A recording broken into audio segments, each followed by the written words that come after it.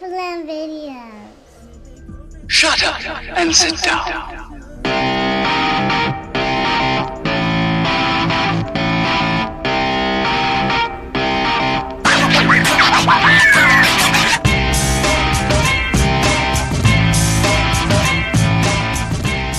Alright, what is going on, guys? Welcome back to HalferLand videos. Today I wanted to show you a quick little tip on if your battery light comes on the dash. This really applies to any car, and you want to see, you don't have to take the alternator off and like take it to a auto parts store to have it tested. If you're questioning if the battery is going dead or if the alternator is going dead. So in my case, my alternator on here has it's a stock alternator with 205,000 miles, so it's done extremely well. Recently I added a shitload of clusters, and you can see that it's a little motorcycle battery, but it's a high output battery. So I got all those clusters or gauges. I have the Android touchscreen radio, and then I have another GPS, and I got a whole bunch of other electronics and shit that I run, and then I have Flash Pro that I run. So the battery it has a lot of draw on it, and then in turn the alternator has to work, you know, basically, if not harder, but if not double, it has to work a lot harder to recharge that battery.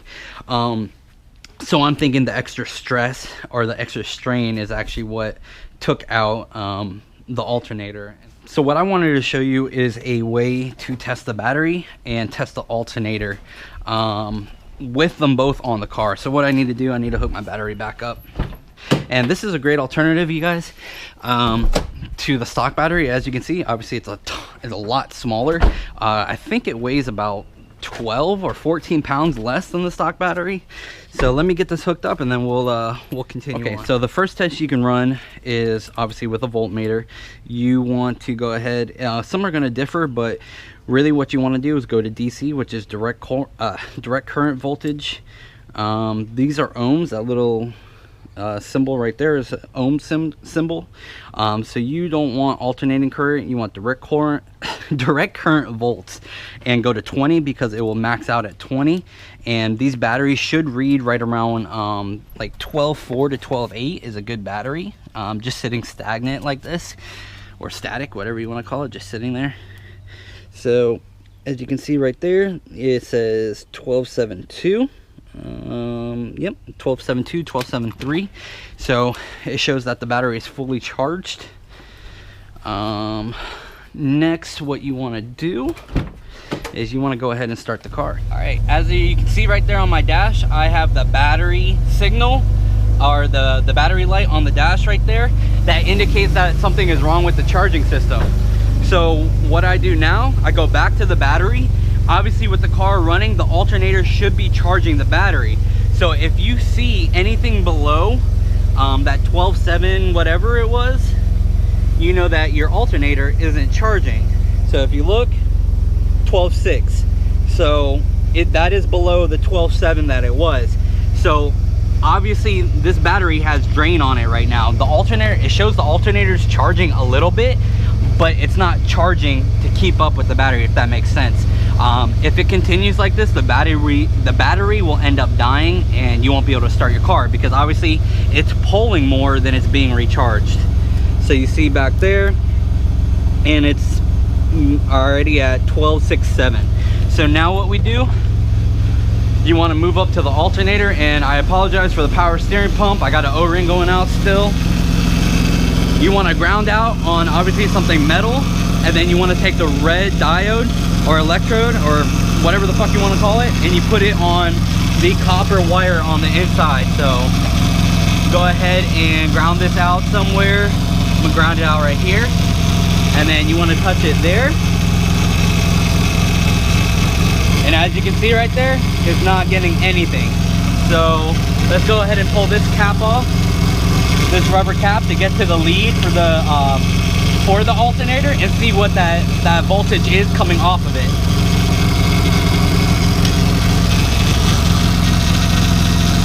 All right, so there's the lead off of it. That's the positive. Again, you want to ground it out, and you want to go off of the lead, and you can see nothing is happening. I'm not getting anything. So let me see if I can ground out to something different. There it is. All right, so that was a bad ground. Don't go off of that. Ground it off of the alternator itself on something like one of the metal pieces, like right here.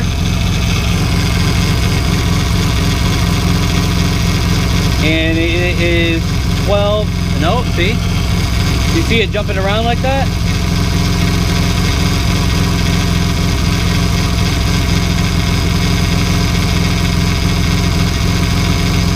So it's 12.7.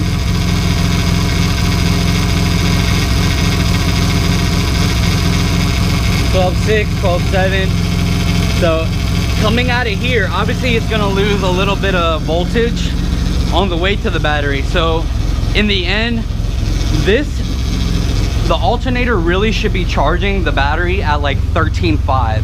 So if your battery is like 12.8, really it should be charging at like 13.5 volts, and then the amperage should also be much higher. When working with anything electrical, you guys, you want to make sure you unhook the battery again.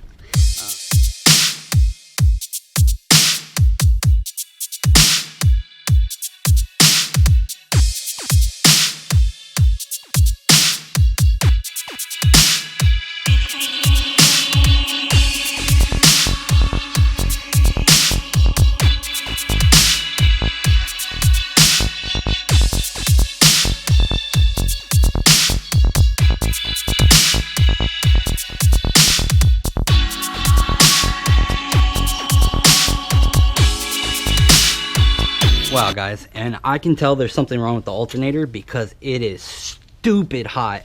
You saw how long the car was running. It was running maybe a minute. I mean, nothing else is hot at all. I mean, the turbo's not even hot. Nothing else is hot. The radiator's not hot, but the alternator is, it's almost too much to touch. So it's like burning up basically. All right, to get this guy out, it's a little tricky, but it can be done. You just kind of have to wiggle it around. So it does pull up through here.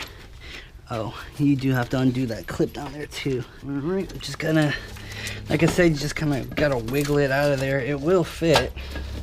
Just a matter of getting it out. Twist it this way and twist it that way. There we go. Boom. All right, so here she is. No, those electrodes look good.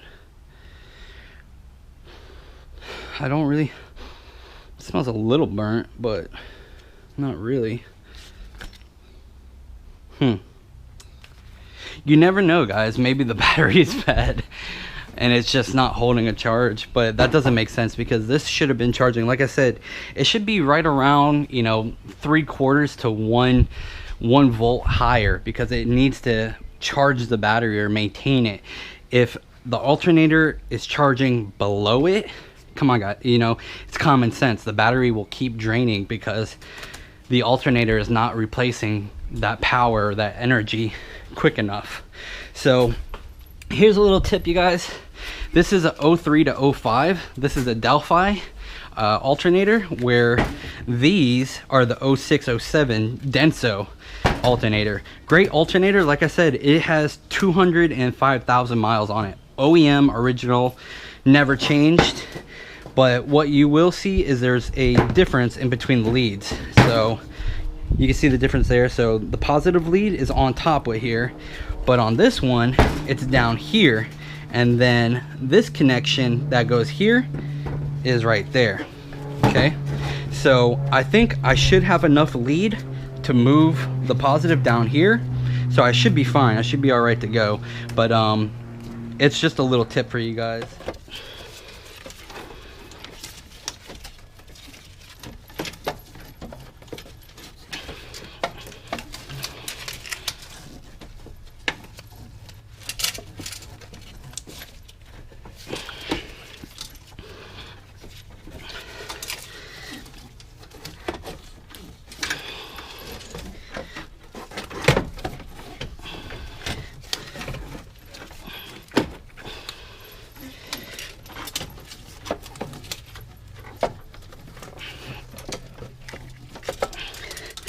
There we go.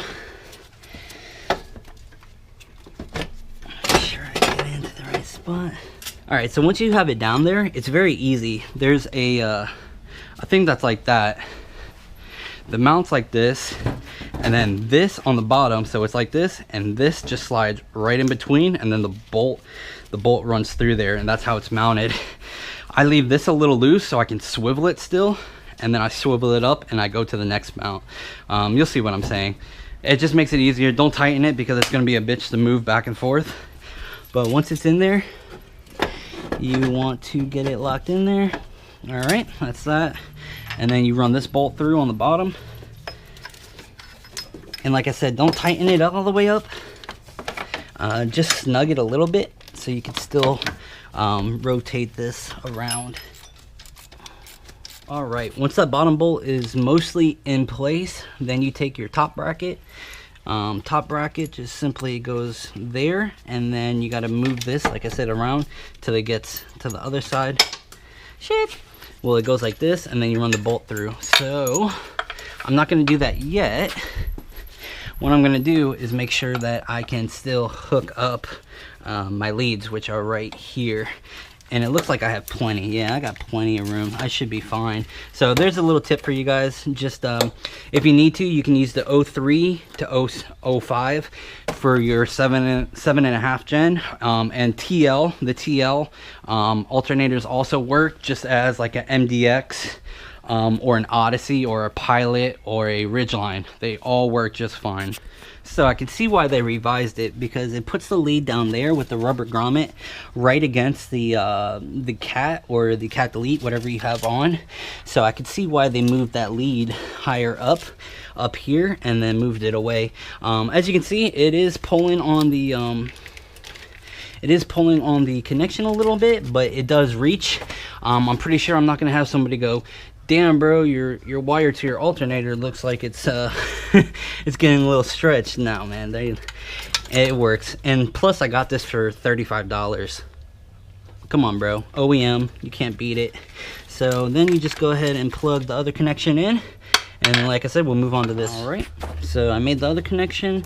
Now let's leave that off. I do this one first. Like you can see there, just bracket goes to the head first. If I can get it to bolt on. All right, just started a few threads, and then just simply move this guy up. All right, take your other bolt goes to the other side, and then you just line that guy up and you get him to bolt on. And then obviously once they're both on, just go ahead and tighten all your connections down. Don't forget about the one on the bottom side. Everything's tightened up, everything is hooked up. Just make sure that your protective rubber grommets or seals or whatever you want to call them, covers, are on. And then a helpful tip, guys, for the idler pulley. What I use is a 14 swivel, and then I use a bar as a leverage, as I guess a leverage bar or whatever you want to call it. I hook it up here onto the idler pulley, and then I take it with obviously the leverage bar, and let me make sure this is routed correctly first. So I usually run that down first, run it back around like that. All right, so this guy got to come off real quick. All right, so get your belt on first the way it should be, and then this is how I leave it. I leave it on the idler pulley, on every other pulley, and the only one that I end up needing to go around is going to be the power steering pump. So then I hook it on like this. All right, I take my torque bar and then I just push, and then it goes right around there, and boom, it's good to go. If you want, you can adjust that a little bit, but once it starts going and it starts going around, it will straighten itself out because it has these guides on each end, or the stops, the guides, whatever you want to call them. That's it, guys. Go back through, make sure everything is hooked up properly. Make sure you tighten that bottom bolt, put your power steering pump back where it should be, and then like I said, start hooking everything back up, and then you can test and see if if your guess was correct and it was the alternator. And this little oil catch can is actually amazing. It fits perfectly right there. All I do is hook up the lines, and then I just put one little zip tie holding the oil feed for the turbo, the vacuum line for the oil catch can, and then I just zip tie it to a bracket and it stays right there. Zero issues. Like, I don't mount it, it just sits right there perfectly. I just thought that was pretty cool. I want to share with you guys. Now here is the ultimate test. Go ahead and hook your battery back up. Alright, battery is hooked up, so let's go ahead and start the car and make sure it is getting the correct voltage to the battery, and let's see if that that light turned off on the dash.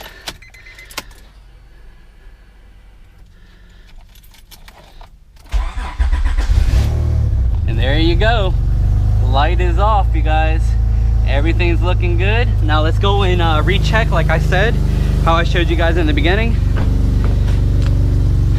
Go back on, turn it to DCV 20 or anything, you know, around anything above 15. Let's get this battery over here. And there you go. Like I said, guys, I hope you can see that. 14.7. Remember before, the battery sitting idle or by itself static was 12.7, and then whenever we turned on the car, it was charging at, I believe, 12.6. So it was not charging more than the battery required, which means that it was going to die. So let's go up to the I'm not going to do it here, but obviously we know that the alternator is charging correctly, and if you go ahead and feel it, ice cold, zero issues. So that's another helpful tip, you guys. Like I said before in the video, if your alternator is super hot, then you know there's something going on with the alternator internally. It should not be that hot. I mean, at least in the amount of time that I ran it for maybe a minute or so, and the alternator, it felt like the head at riding for like 30 minutes. It was super hot and nothing else was hot. So like I said, go to the battery again, check it, make sure the voltage is higher than what you started with when the battery was static, and that's it, you guys. As always, hope you like the video. Please thumbs up, please like, please share, please subscribe. Please also check out our Patreon account, which is patreon.com/HalferLand Performance. We have Q&As, and we also have payment plans and different tiers for ported runners, cams, heads, all that good stuff. All right, guys, thank you. Take it easy.